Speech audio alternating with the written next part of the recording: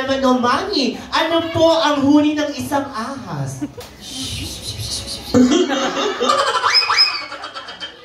I like the tunog, no? The tone ng isang ahas. Isa pa nga po, quiet everyone.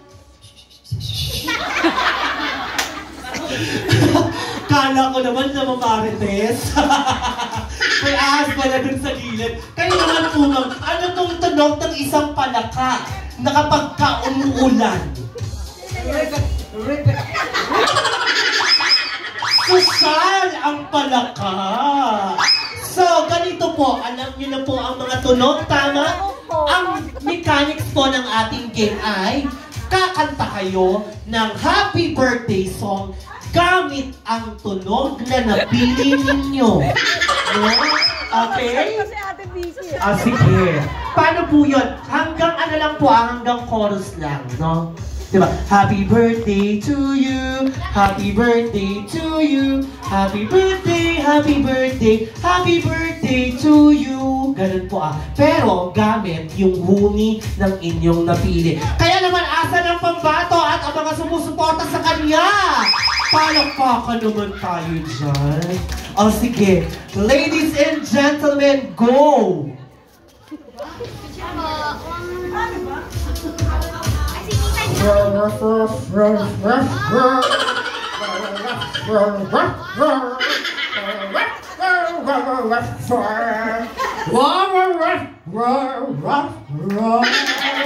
Pasabog! Hindi ko kinaya ang kaniyang energy! Diba, Mami?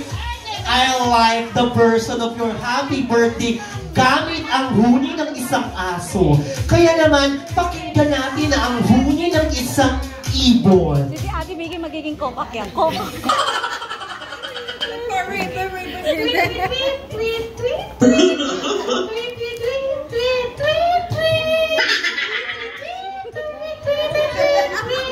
Ang galing naman kasi mga napili yung dalawa. Nag-iisip na yan. Palakpakan naman natin si Mrs. Pangan.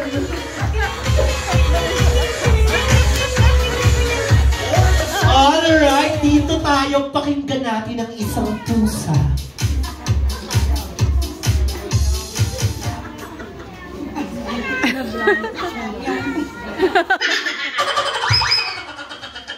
Kaya kabahan ko si Ate Vicky. Meow, meow, meow, meow.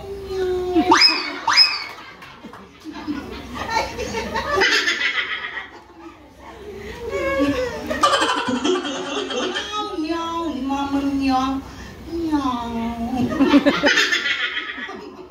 Meow, meow, meow. Ay, sino ba?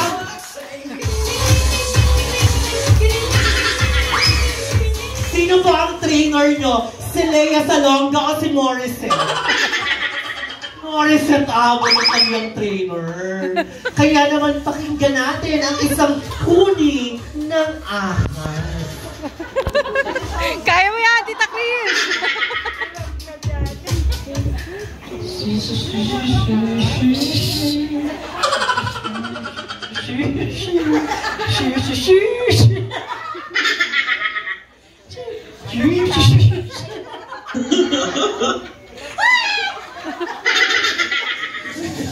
Sumigaw na lang, no, madam? Palakpakan naman natin si madam! Ayan! Kaya naman dumako na tayo sa isang palaka. No? Halimbawa, naulanan, malakas ang ulan na babad sa baha.